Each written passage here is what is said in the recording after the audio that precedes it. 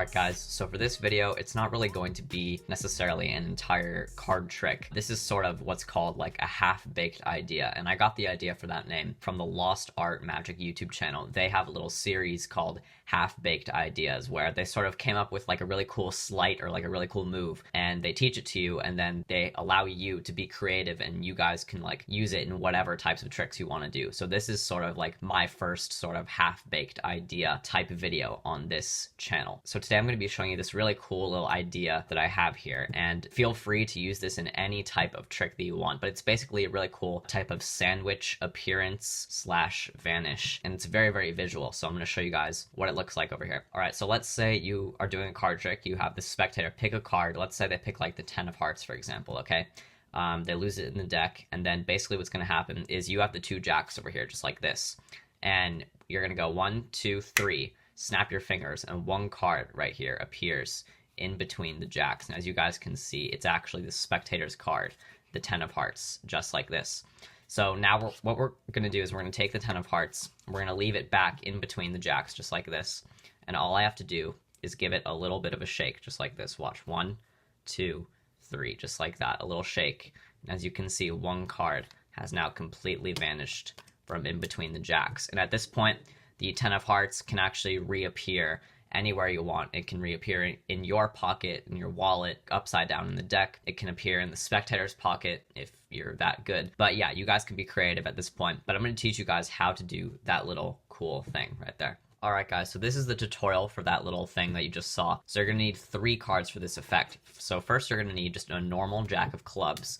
And then you're going to need a jack of spades, and on the back of the jack of spades is actually going to be a 10 of hearts. This can also be any card in the entire deck, but in this case it's just the 10 of hearts because this is just a standard double face card from my double face gaff deck. So feel free to glue or tape any card that you want, but in this case we'll be using the 10 of hearts. That would mean that you would have to force the 10 of hearts on the spectator initially in the beginning of the trick. And then the last thing you're going to need is just a double back card. You can either purchase a deck full of these, or you can make one by yourself in 2 seconds just by taking 2 cards that you don't care about and just taping them together, and then there you go, boom, double back card. And also you can do that same exact thing with the double face card. You can just take jack and the 10 and just tape them together back to back just like that, and then you have a double face card. So once you have these 3 cards, this is going to be the setup for the trick. You're going to take the double back card on the bottom, and then you're going to have the double face card with the jack of spades facing up, and then the jack of clubs on top of that. So this is your setup right here, and this can start like on top of the deck, or this can just start in your hand. And this allows you to sort of do like a frustration count,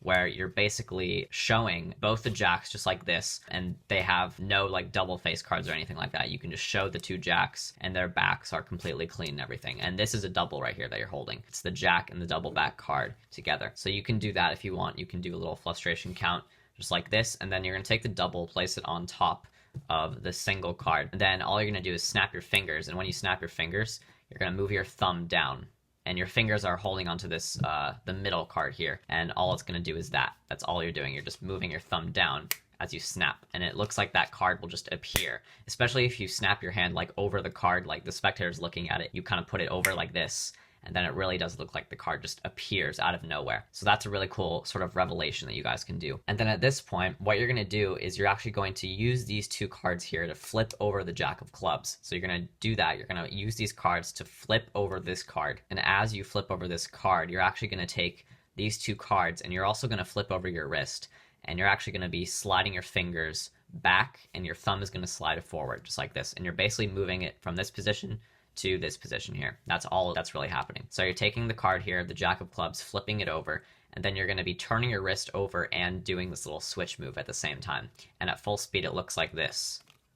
It looks like you're just flipping over the jacks and showing the 10 of hearts in the middle. This card right here is actually going to be the double face card. So what you're going to do now is take out the double face card and just make sure not to flip it over. But this part, it's going to look like you're flipping it over. What you're going to do now is you're going to get a little pinky break on that card, put this here on top of the pack, and then you're going to grab the double as one card, and you can do like a Stuart Gordon double lift if you guys know how to do that, or you can just do like a normal double lift like this, you guys can say.